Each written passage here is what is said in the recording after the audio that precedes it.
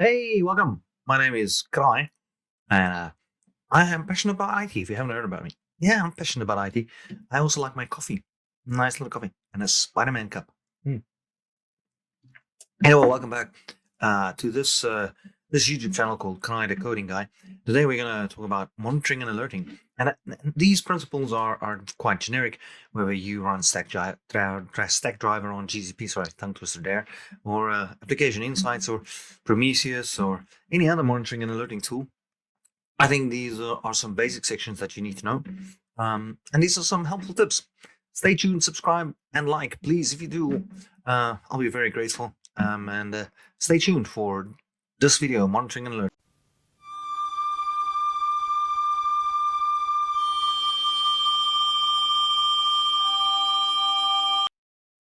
Well, like I said, this section is about monitoring and alerting, some benefits and some best practices about monitoring and alerting.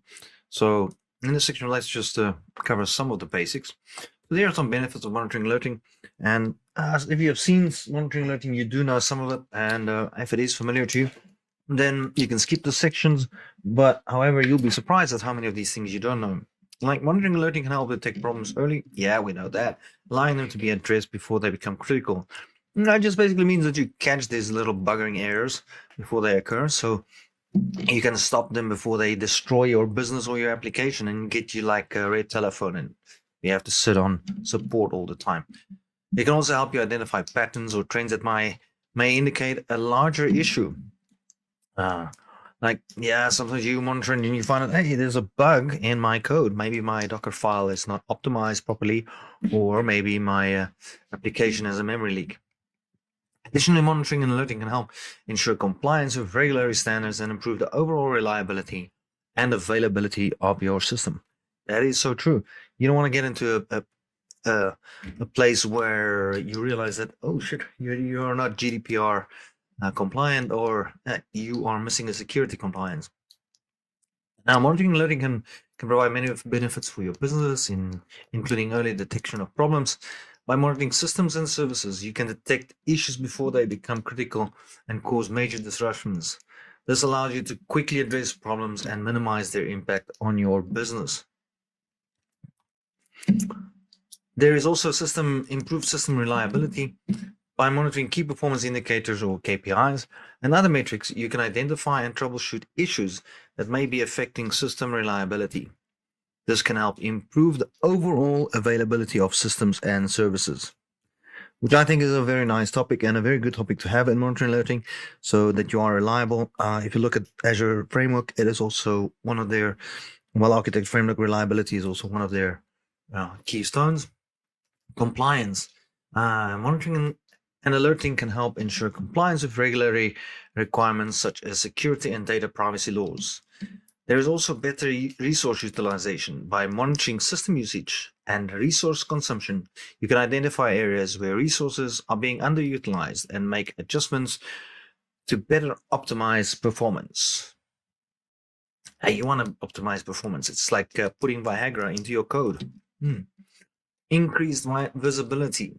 Monitoring and alerting provides visibility into the performance and health of systems and services, which can help you make better informed decisions about how to manage and improve them. Then you got better incident management. With monitoring and alerting, you can quickly identify and respond to incidents, reducing the time and effort required to resolve them. Cost saving. By detecting and addressing issues early, monitoring and alerting can help reduce the cost associated with downtime and system failures. Very important. Overall, monitoring and alerting is crucial for ensuring the availability, performance, and security of your systems, applications, and infrastructure. Now, here are some best practices for monitoring and alerting in an IT enterprise. It doesn't have to be an enterprise, it can be a small system. Now, these are just some best practices. Some of them come from personal, some of them come from books, some of it just comes from general standards which we've derived over the years. These are some best practices recommended by Google, and as well Azure has got some of them in it, some of the cloud providers. It is very important to define clear objectives. Clearly define what you want to achieve with monitoring and alerting, such as detecting and resolving issues quickly, reducing downtime, and improving system performance. Establish monitoring and alerting policies. By establishing policies and procedures for monitoring and alerting that align with your objectives and comply with regulatory requirements. Use a centralized monitoring and alerting platform. Use a centralized monitoring and alerting platform to manage and monitor all systems and services from a single location. This can improve visibility and simplify incident management. I've seen it many times before in many organizations, many enterprises, where they have Prometheus here, application insights there. They have one application that does this in Elk Stack. Then they have Stackdriver, and some people have multi-cloud, and they then have all these monitoring and alerting tools in one. However, it's not in one single space. So now you've got 9 dashboards that you need to modify, and it becomes extremely difficult. So to track where the system goes, so it is very helpful to have it in one system, and export your logs maybe via Outstack or something else into a different monitoring or alerting system. Now, in establishing incident management procedures, establish procedures for managing incidents, including how to respond to alerts and how to escalate each issues as needed. Use multiple channels for alerts. Use multiple channels like email, SMS, maybe PagerDuty, push notifications, and to ensure alerts are received and acted upon in a timely manner. Test, validate monitoring and alerting configurations. Regularly test and validate monitoring and alerting configurations to ensure that they are working as intended and that alerts are generated when issues are detected. That is important. You don't want false negatives here. Continuously review and improve. Continuously review and improve monitoring and alerting policies, procedures, and tools to ensure that they are meeting objectives and adapting changing business needs. Business might have some different changes, and you need to be adaptable. Also following some agile practices in the monitoring and alerting tools. Monitoring security. Regularly monitor the security of your systems, including the security of your monitoring and alerting tools and infrastructure to detect and prevent security breaches. Now, this is important to train your employees. Train employees on monitoring and alerting policies, procedures, and tools to ensure that they are aware of how to respond to alerts and how to escalate issues as needed. I've actually had a company before where we had all these monitoring and alerting tools, and almost no one had an idea how to escalate that report. So they knew something was wrong and they would raise a ticket, but there was no escalation to an higher point of a P1 or a P2, which can become a problem. Prioritize critical systems and services. Prioritize the monitoring and alerting of critical systems and services that have a significant impact on the business, such as mission critical applications, databases, and network infrastructure.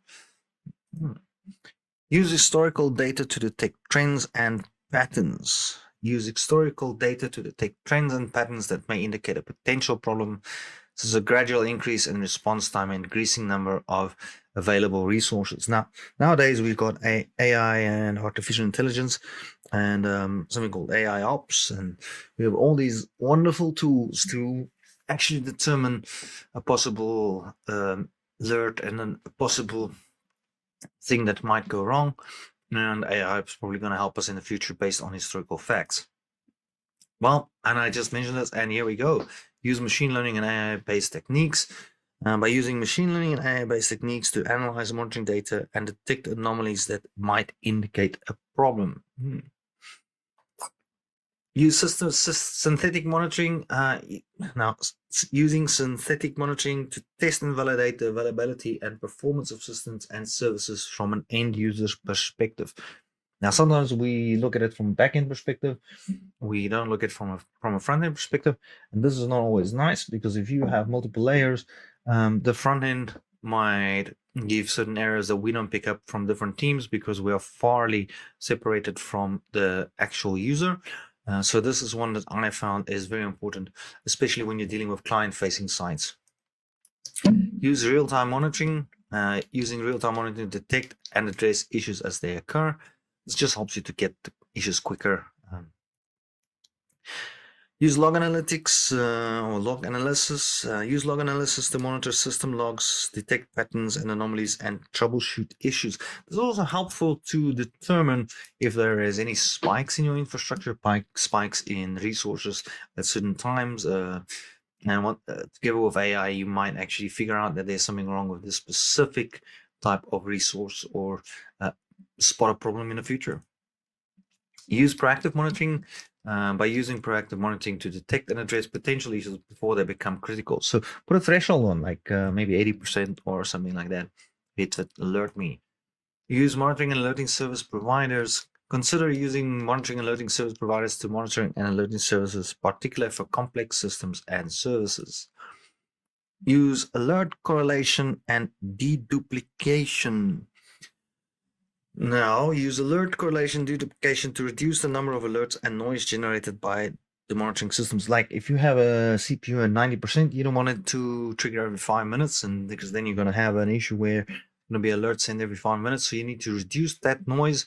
So that is quite important, and we'll get to that when we get to the pitfalls of monitoring and alerting. Use a combination of active and passive monitoring. Use a combination of active and passive monitoring to detect issues. Active monitoring to check the status of a service, and passive monitoring to collect data passively. Have a well-defined alerting strategy. Have a well-defined alerting strategy that outlines the conditions under which alerts will be triggered, the severity of these alerts, and the actions that should be taken in response to these alerts. Use alert suppression. Use alert suppression to prevent unnecessary alerts from being generated, for example, during scheduled maintenance windows. Have a documented incident plan. Have a documented incident plan that outlines the steps to be taken in response to alerts and incidents, including roles and responsibilities, communication procedures, and incident resolution procedures. Using monitoring dashboards. Use monitoring dashboards to provide real-time visibility into health and performance of systems and services, and to quickly identify troubleshoot issues. And this is the second time we're saying monitoring dashboards, but the first one was centralized dashboards. But I think this is important to have, that the dashboard is quite important to have a look at where the errors lie. Use monitoring data for capacity planning. Use the monitoring data to track resource usage and to plan for future capacity needs. Now, sometimes in the cloud you need to auto scale, but if you don't have that, you can check when it's needed and when to switch it on, and maybe to add more resources to your VM or add an extra disk if you need to. Use monitoring data for performance tuning. Use the monitoring data to identify performance bottlenecks and tune the systems for optimal performance. Use monitoring data for cost optimization.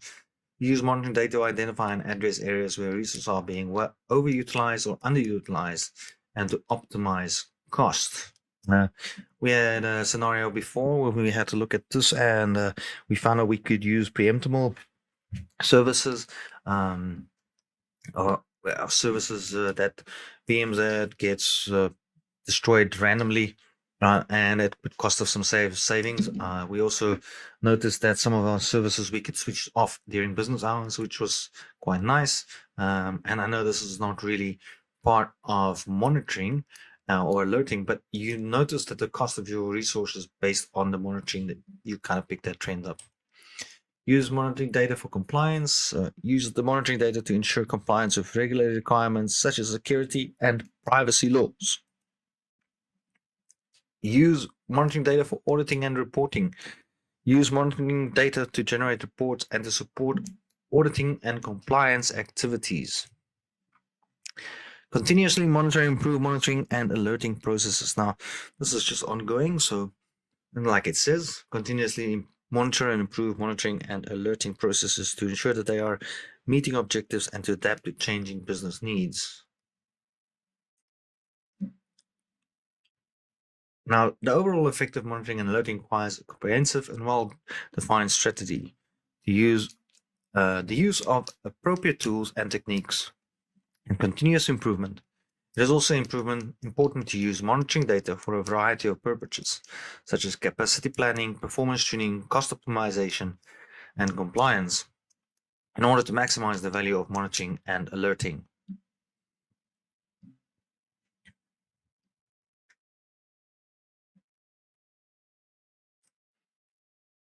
Before we continue, let me share this on a website with you. If you want to make some money with surveys, or you're not going to make a killing, you're not going to get a millionaire, but maybe you're sitting in the tram and train while traveling to work, or sitting in a meeting and you don't want to see people, and you're just scallantly, stealing some time on your phone.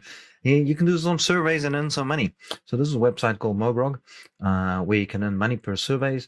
They've already paid out 2.5 million euros, and as you can see, you can get between 50 cents and they say $3, but it's around about €3, $3 depending where you are in the world. You can get money per survey, and I will share the link below.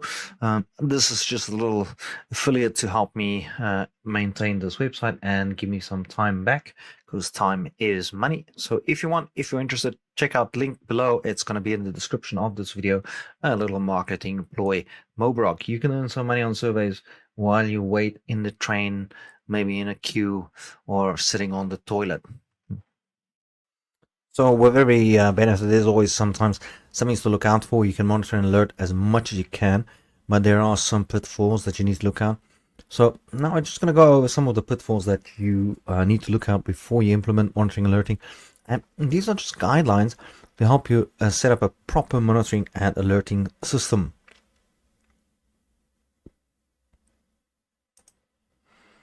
So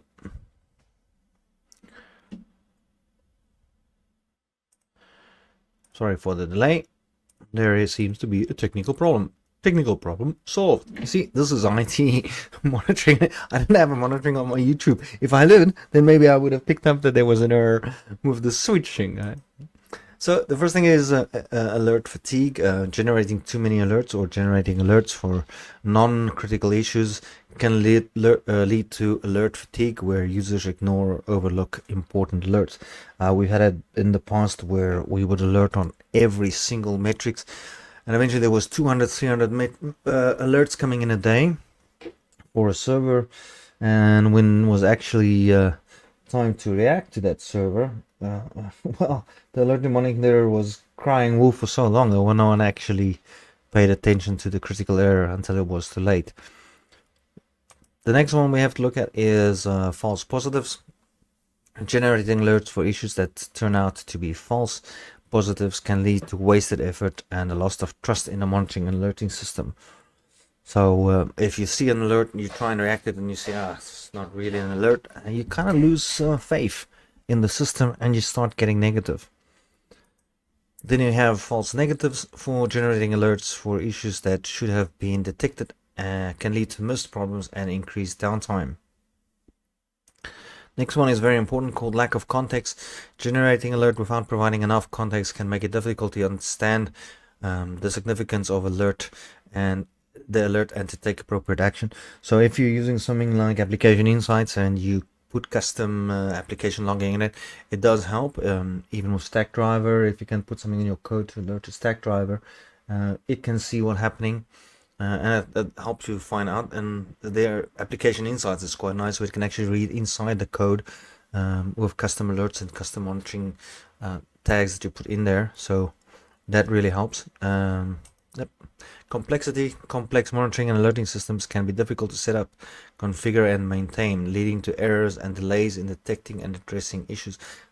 If you set up your monitoring and alerting system, if it's PagerDuty for alerting, or if it's monitoring Prometheus or application insights, make sure that it's not too complex for the end user to use, the operator to respond to that specific alert and monitor detection. Then the next one is lack of ownership. Without clear ownership and responsibilities for monitoring and alerting, issues might go unnoticed or unresolved. You know how we had in the past where I had a team that was set up and an alert would go off and no one would respond because it was not in their domain and there was no clear responsibility defined. And after about a week of no response, it escalated towards another system that was impacted, and because no one responded, it had a huge amount of cost implication to the company. It was also a bit of a wake-up call because suddenly someone had to be employed as an owner of that specific system. Lack of monitoring coverage, not monitoring all system services and data resources can lead to missed problems and increased downtime. I just want to put this on application insights. In Azure, there's a very nice way where you can have an application map, where you can see the applications and how they interact with each other, and that gives you a nice monitoring overview of which applications is down or giving problems towards which line. I find that it might not be 100% relevant to this, but it does help looking at the application map in Azure if you're monitoring with application insights. The over-reliance on automation. Over-reliance on automation can lead to missed problems if the automation is not configured correctly, or if the system is not able to detect certain types of issues. This can be a huge problem. Lack of testing. Not testing, monitoring, and alerting configurations can lead to errors and delays in detecting and addressing issues. Lack of incident management. Not having a well-defined incident management process in place can lead to delays and confusion in responding to alerts and incidents. Like, how are you going to respond if you get an alert? It's very important. What's your line of procedure?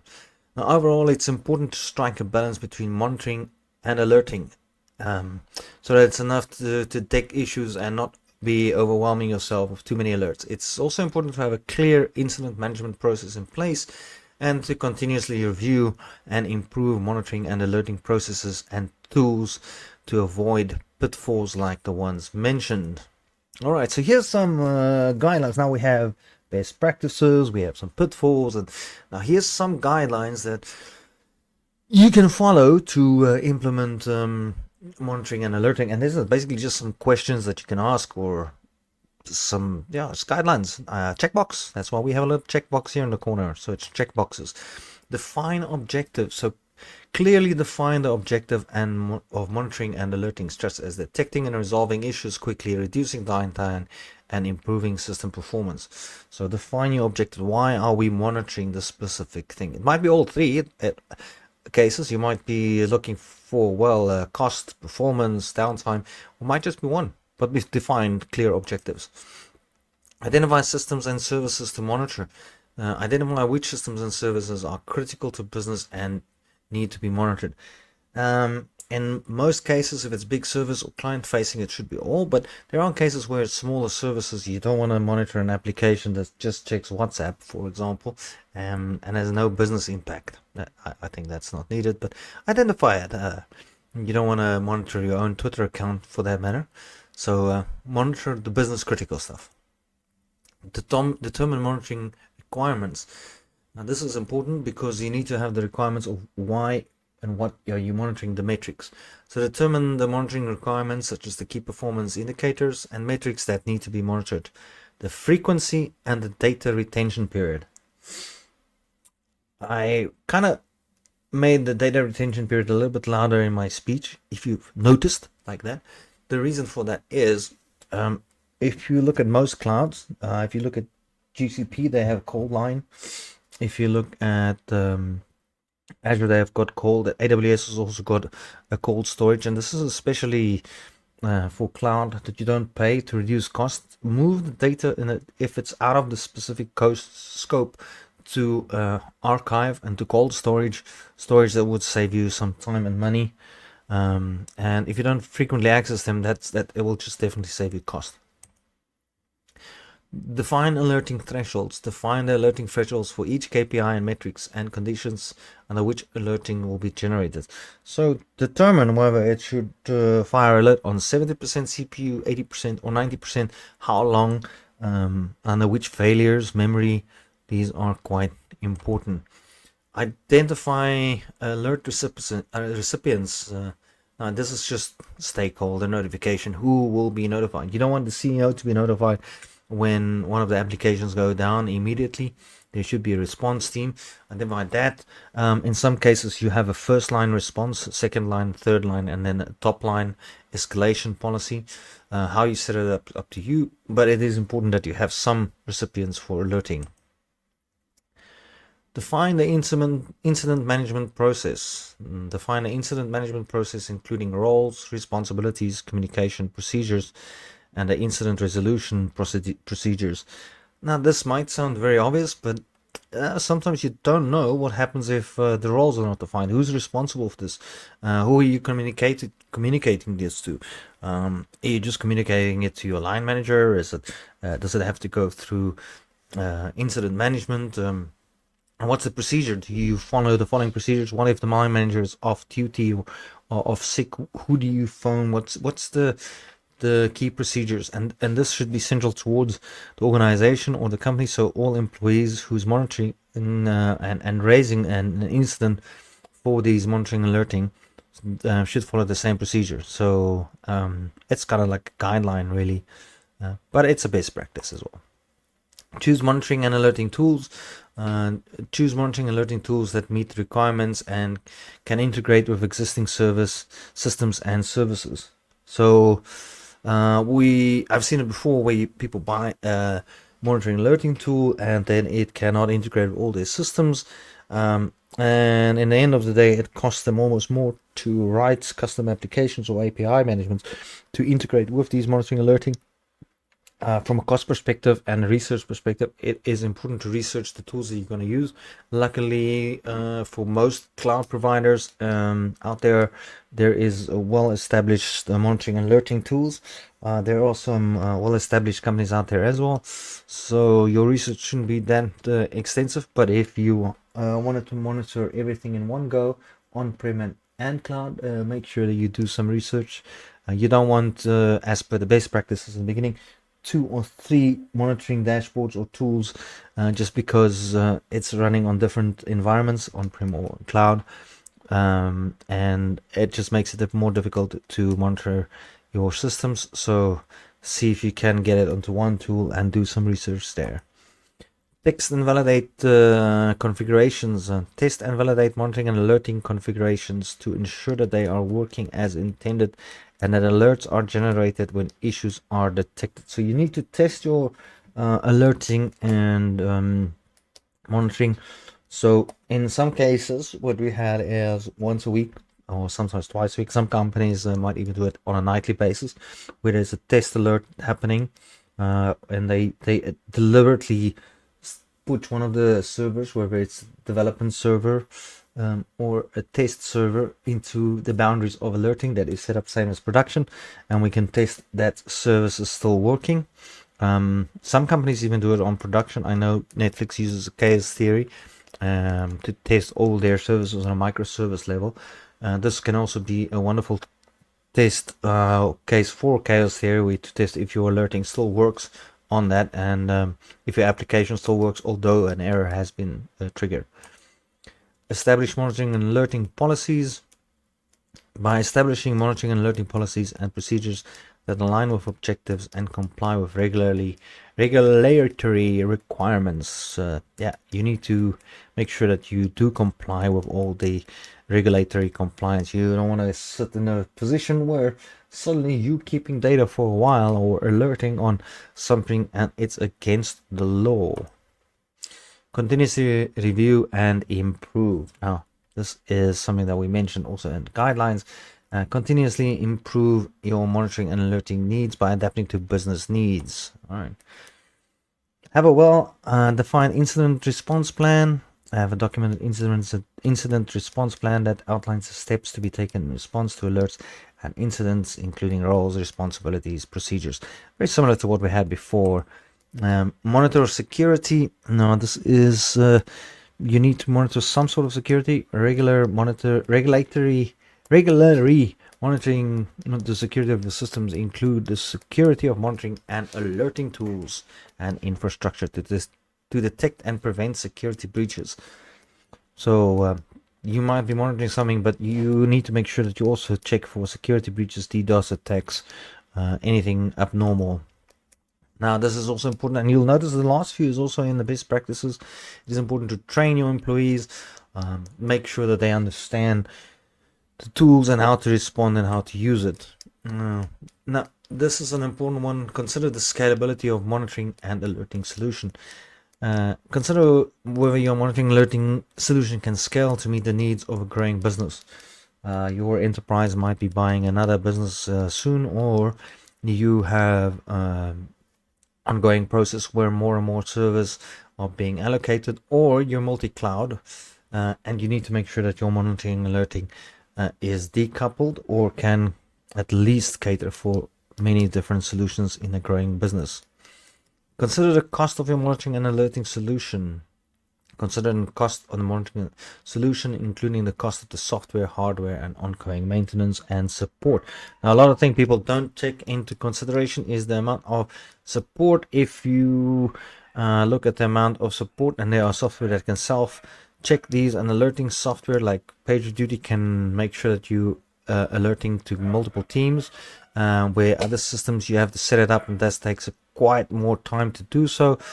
Check also the fact that you don't spend millions for a product and you're only going to use 10% of that product. So this comes down to cost management, and it is some guidelines to check what is the cost on that. So another example here is when you look at application insights, the actual log files that are being generated, that's the thing that costs you money, not the application insights itself. So depending on where you want to have your logs for application insights, this can cost money, how long.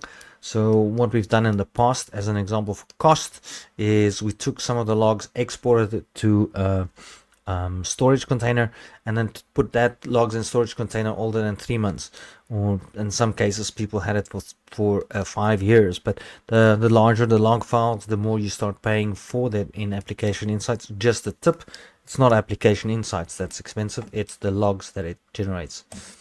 Consider the integration with existing systems. Consider how your monitoring and alerting solution will integrate with existing service systems and services, and whether it can share data with other tools and platforms. It's just a consideration, but it is very helpful if it can. Sometimes we had an old mainframe system, and we're lucky enough that it had a Node.js on it, and it could integrate with that system. Although it was written with API and custom code, we could still integrate to the monitoring and alerting system.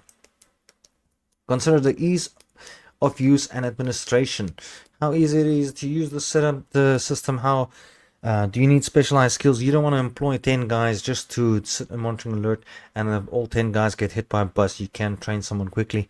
There are monitoring alerting tools that's very complex, and then there are those that are not determine what your needs are.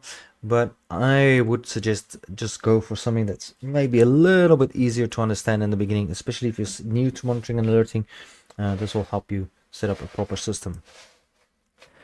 Consider the level of customization. Consider how customizable the monitoring and alerting solution is, and whether it can be tailored to meet the needs of the specific business. Consider the availability of support and documentation. Now, if you buy a third-party monitoring tool, check whether they do support and give support, and it's part of their thing. That obviously there's licenses. A lot of companies has licenses nowadays with different supporting structures, but make sure that they do have, in case something goes wrong with the support or the actual alerting and a monitoring tool. You don't want to get stuck where you're running mission critical systems and the software used for monitoring and alerting breaks, and now you have no monitoring and alerting in place. Consider the level of security. Consider the level of security provided by monitoring and alerting solution, and once again whether it meets the regulatory standards and or industry standards for that matter. Yep, that is you don't want to cache someone's data in the alerting and then it's against the law. So basically, in summary, this whole monitoring and alerting video, which was quite intense, I must say, is in summary, before implementing monitoring and alerting, it is important to define these objectives, identify systems and services to monitor, determine monitoring requirements, define alerting thresholds, choose monitoring and alerting tools, and establish monitoring and alerting policies. It is also important to consider scalability, cost, integration, ease of use, administration, customization, availability of support, documentation, and level of security.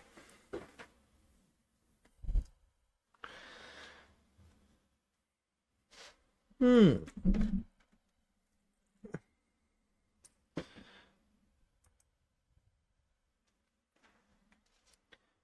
now there's a black screen again. You see, my monitoring and alerting is not being that great so far, but we're back with our monitoring and alerting. This is the end of our video, and I hope you enjoyed it. I hope you found that this video was helpful at least, and that you can implement monitoring and alerting safely now with some of these guidelines, pitfalls, and things that you need to remember. We seem to have a lot of technical issues on our side today. So, yeah, now we're back.